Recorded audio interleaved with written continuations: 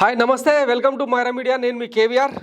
YS Jagan YCP అధినేత AP CM YS Jagan చేస్తున్న సామాజిక సమీకరణాల కోణంలో సోషల్ ఇంజనీరింగ్ ప్రతిపక్ష పార్టీలకు మైండ్ బ్లాంక్ అయ్యేలా చేస్తుంది.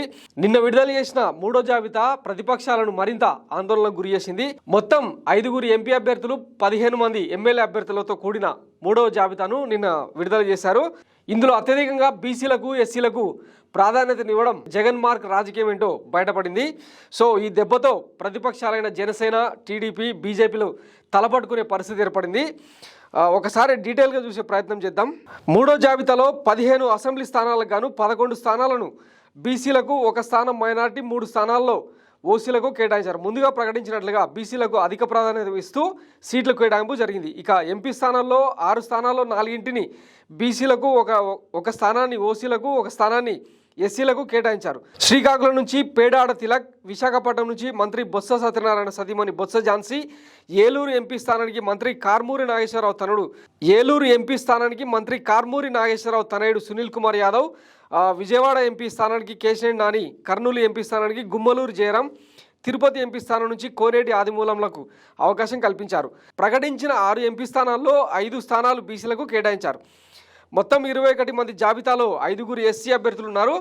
తిరుపతి ఎంపీగా పనిచేస్తున్న మద్దిలి గురుమూర్తి సత్యవేడు గతంలో తిరుపతి ఉప ఎన్నికకు జరిగిన ఎన్నికలో మద్దిల గురుమూర్తి విజయం సాధించారు కదా, ఆయనను సత్యవేడు అసెంబ్లీకి మార్చారు. అదేవిధంగా తిరుపతి ఎంపీ అభ్యర్థిగా కోనేటి ఆదిమూలంకు అవకాశం ఇచ్చారు. ఇట్లా జగన్ చేసిన సామాజిక సమీకరణాలు ఏవైతే ఉన్నాయో ఇవన్నీ కూడా ప్రతిపక్షాలకు మైండ్ బ్లాంక్ అయ్యేలా చేస్తున్నాయి. వీటితో పాటు మంత్రిగా పనిచేస్తున్న జోగి రమేష్ను పెడన నియోజకవర్గం నుండి పెనమలూరుకు మార్చారు. మదనపల్లి నియోజకవర్గాన్ని మైనారిటీ వర్గం నుండి నిస్సార్ అహ్మద్కు కేటాయించారు. మంత్రిగా ఉన్న గుమ్మలూరు జయరాంని కర్నూలు ఎంపీ స్థానానికి మార్చారు. ఇట్లా జగన్ చేసిన వైఎస్ మార్క్ రాజకీయం అటు టీడీపీ అధినేత చంద్రబాబుకు, ఇటు జనసేన అధినేత పవన్ కళ్యాణ్కు పిచ్చెక్కేలా చేస్తుంది. ఇంకొక చర్చ ఏంటంటే ఇప్పుడు కేవలం ఇన్ఛార్జీలను మాత్రమే నియమించారు. ఇది ఫైనల్ లిస్ట్ కూడా కాదు. థర్డ్ లిస్ట్ ఒకటి మినహాయిస్తే ముందొచ్చిన 2 లిస్టులు కూడా కేవలం ఇన్ఛార్జీల వరకే. అందులో కూడా ఫైనల్గా కొన్ని మార్పు చేర్పులు ఉండొచ్చన్న ఊహాగానాలు వినిపిస్తున్నాయి. సో లాస్ట్ మినిట్ వరకు కూడా ఏం జరుగుతుందనేది తెలియక ప్రతిపక్షాలు కంగారు పడుతున్నాయి.